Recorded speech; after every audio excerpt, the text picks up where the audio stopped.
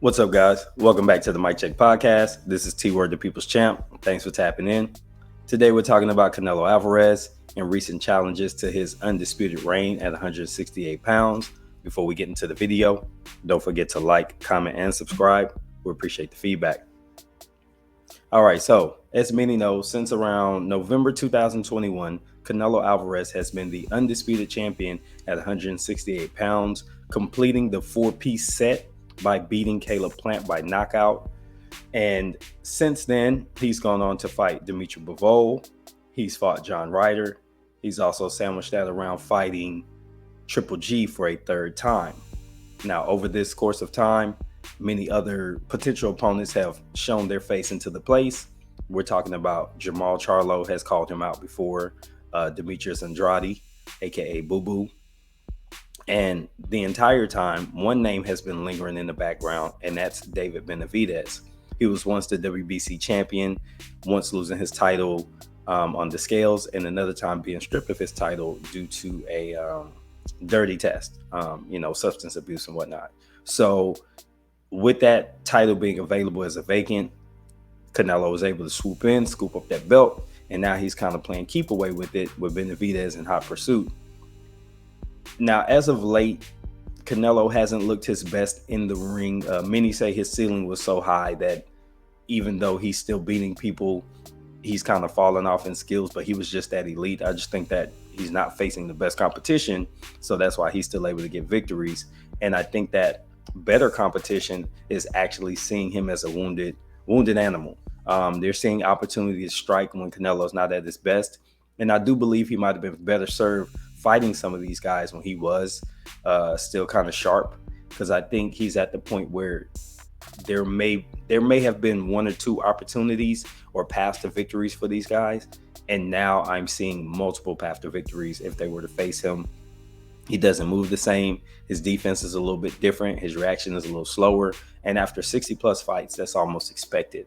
He's been battling things out since he was 15 years old as a professional. So, Father Time is undefeated. That's not a knock on Canelo. That's just saying that everybody fades at some point. And I think that we're starting to see that. And these potential opponents are seeing an even better opportunity now. It's almost as if he did them a favor by waiting to fight them if he does take these fights. And the first one we want to talk about is some news that dropped on Wednesday, last day of May. The promoter for David Benavidez, Samson Lukowitz, basically put out a letter that he written to Eddie Reynoso confirming he make an offer that they consider lucrative. And people are rumoring this offer to be in the neighborhood of $50 million in order for Canelo Alvarez to jump in the ring with David Benavidez. Now, if that'll actually happen, I'm one who doubts it.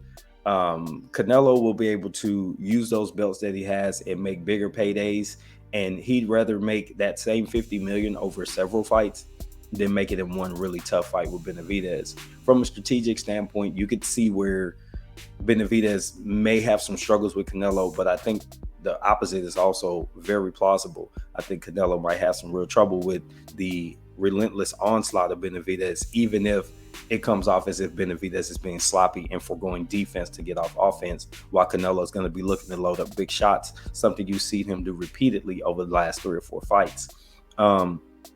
I just think that class of strategies, something's got to give. So I think that makes it more of a 50-50 than he's been given credit for. And then also recently, within the last few weeks, Jermell Charlo, not Jamal, the 160-pound champion, Jermell, the undisputed 154-pound champion, made I don't know if he is serious or not. You can call it cap or clout chasing, but he made a challenge to Canelo. Let's go undisputed for undisputed. We already know Canelo ain't going down to 154. So there will be some concerns and questions about where this fight would take place.